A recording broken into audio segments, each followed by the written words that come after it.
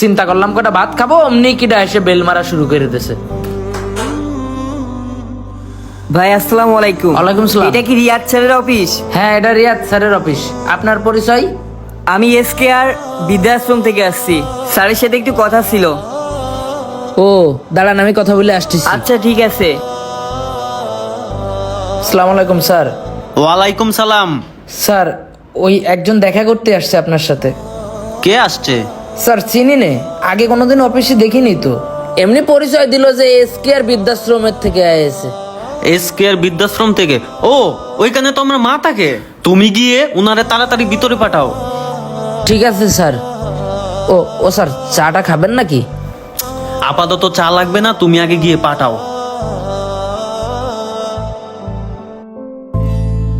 আসেন। ওই যে স্যার ওই রুমে আছে, ভাই যান। স্যার আসসালামু আলাইকুম। ওয়ালাইকুম সালাম। স্যার এসকে আর বৃদ্ধাশ্রম থেকে পাঠাইছে। ও আচ্ছা, এইখানে বসো। তো কি অবস্থা বলো?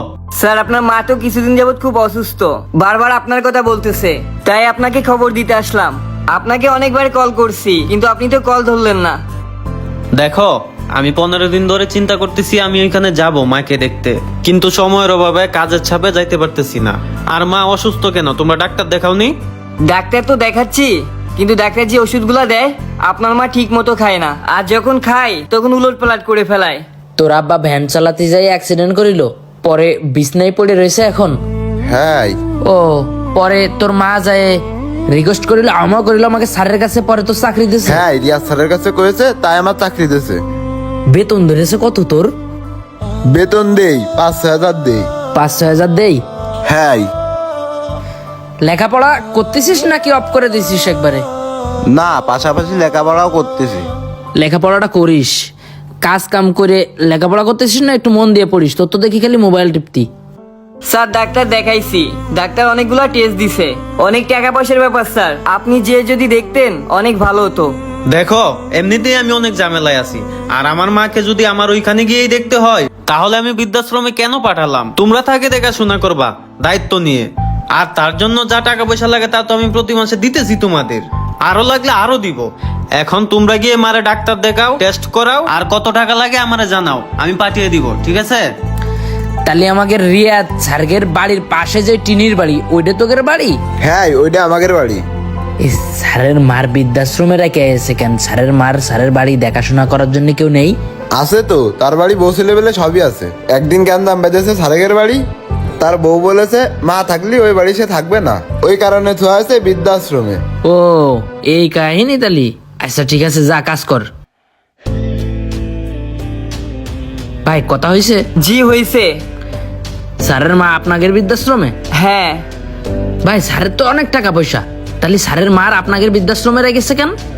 আরে ভাই, যাদের টাকা আছে তারাই মারে বৃদ্ধাশ্রমে রাখে, গরিব মানুষরা মারে বৃদ্ধাশ্রমে রাখে না। ঠিক আছে ভাই, তাহলে যান। চা খাবেন নাকি ভাই? না ভাই, খাবো না। ও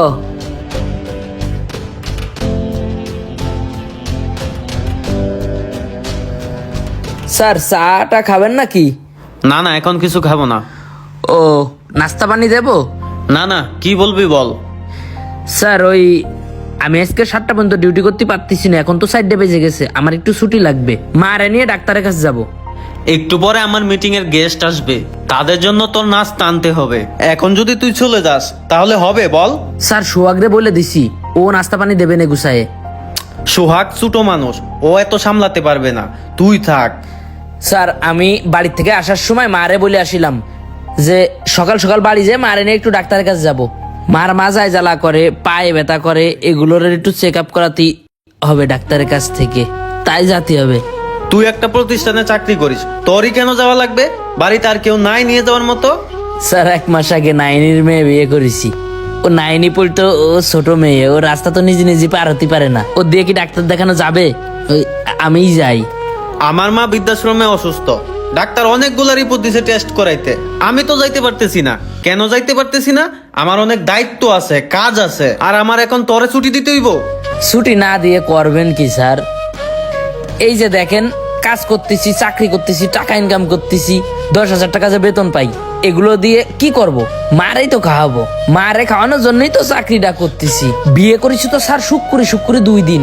এর আগে তো সংসারে মা আর আমিই ছিলাম। এই যে চাকরি করি, কষ্ট করি, বেতন যে পাই, এ তো মার জন্যই কষ্ট করি, চাকরি করি। আর এই বেতনটা নিয়ে যে মার পিছনেই খরচ করি স্যার। এখন মারে যদি সময় না দিতে পারি তাহলে চাকরি করে লাভ কি? শোন, মার প্রতি সবারই ভালোবাসা আছে, তোর এত ভালোবাসা প্রকাশ করতে হইব না। তোর ছুটি লাগবো আজকে নে, আর ডাক্তার আজকেই দেখাই আসবি, ঠিক আছে? বারবার ডাক্তার দেখানির উছিলায় ছুটি দিতে পারুম না। স্যার আমার মা যেই কয়বার অসুস্থ হবে আমি সেই কয়বারই ছুটি নেব। এই বিষয়ে কোনো বাধাবাধি দেওয়া যাবে না। এতে যদি বাধা দেন তাহলে আমার চাকরিতে রাখার দরকার নেই। যে পরিমাণে গেস্ট আসে আপনার অফিসে, আর যে পরিমাণে চা বানানো শিখেছি স্যার, ওই গাজীর মোড়ে যায় একটা চার দোকান দিলেও বেচে কিনে সংসার চালাতে পারবো। দিন শেষে অন্তত যায় মারে সময় দিতে পারবো। নিজের ব্যবসা প্রতিষ্ঠান থাকবে, যখন ইচ্ছে তখন বন্ধ করে দেবো, তখন কোনো বাধা বিঘ্ন থাকবে না। এ চাকরি নিয়ে আমি ডরাই না স্যার। আর স্যার আপনার তো অনেক টাকা পয়সা, আপনি আপনার মারে বৃদ্ধাশ্রমে রাখিছেন কেন? স্যার সময় থাকতে একটু বোঝেন, মারে সেবা করেন, মার পাশে থাকেন। এমন একটা দিন আসবে স্যার যখন চাবেন একটু মারে সময় দিতি, মার পাশে থাকতি, কিন্তু মারে পাবেন না। মনটাই চাবে আপনার মারে কবর থেকে টাইনে তুলে একটু সেবা করি। মায়ের পায়ের নিচে তো সন্তানের বেহেশত। মার এই যদি সময় না দেন, এত টাকা পয়সা দিয়ে কি হবে স্যার? এই যে টাকা পয়সার পিছনে ছুটতেছেন, কম তো টাকা পয়সা কামান না। আমি এই যে ছোটখাটো পিয়ন সহকারে আপনার এই কোম্পানিতে 46 জন স্টাফ আছে। এই যে 46 জনের বেতন দেন, বড় কোম্পানিটা চালান, সব ঠিক আছে স্যার, কিন্তু আপনি তো মারে সময় দিতে পারেন না। এই যে ব্যবসার দিকে সময় দিতে যায় আপনি মারে ডাক্তারটাও দেখাতে পারতেছেন না। স্যার একটু চিন্তা করেন দিন, আপনি কন্ত হয়েছেন। ও স্যার আপনি কি বৃষ্টির মতো আকাশ থেকে টপাস করে পড়েছেন নিচেই তারপরে বড় হয়ে গেছেন? এটা কিন্তু না স্যার, আপনার মা 10 মাস 10 দিন গর্ভে ধারণ করে আপনারা কিন্তু জন্ম দিয়েছে, আমাদের মারাও আমাকে দিয়েছে, আপনারে বড় করেছে। স্যার আপনি যখন ছোট ছিলেন, ছোট থাকতে যখন অসুস্থ ছিলেন, আপনার মা কিন্তু কাজ কাম সব ফেলাই রেখেই আপনারা সেবা করেছে, আপনারা সময় দিয়েছে। আর আপনি এখন বড় হয়ে সময় পাচ্ছেন না। স্যার গোপন সংবাদে জানতে পারিছি যে আপনার বোর সাথে আপনার মার নাকি কোন ঝগড়া হয়েছিল, এই জন্য আপনার মারে আপনি বৃদ্ধাশ্রমে রেখে আইছেন। স্যার এই দেখেন, বিয়ে 100 কান করবো আর 100 কান বউ তালাক দিয়ে খেদাই দেবো বাড়ির থেকে, তাও কোনোদিন মারে বৃদ্ধাশ্রমে তো আসবো না। বউরে ভালো রাখার জন্য, আমরা গরিব মানুষ, মারে ভালোবাসতে জানি স্যার। আসসালামু আলাইকুম। বৃদ্ধাশ্রম তাদের জন্যই তৈরি হওয়ার কথা ছিল যাদের কোনো ছেলে মেয়ে নেই, কিন্তু বৃদ্ধাশ্রমে গেলে দেখা যায় ভালো ভালো পরিবারের বাবা মাকে তারা বৃদ্ধাশ্রমে রেখে আসে। যেই ছেলে মেয়েরা বাবা মাকে বৃদ্ধাশ্রমে রেখে আসে সেই ছেলে মেয়েরা একটা কুলাঙ্গার। তাদের যেন কখনো ছেলে মেয়ে না হয়, তারা যেন কখনো বৃদ্ধ না হয়। বাবা মায়ের প্রতি মর্যাদা রেখেছেন দুনিয়াতে আল্লাহ তাআলা সর্বশ্রেষ্ঠ স্তরে। তারপরও যারা বাবা মাকে মূল্য না দেয়, নিজে সুস্থ থাকা অবস্থায়ও বাবা মার ভরণ পোষণ যোগাতে না পারে, তারা এই সমাজের কুলাঙ্গার।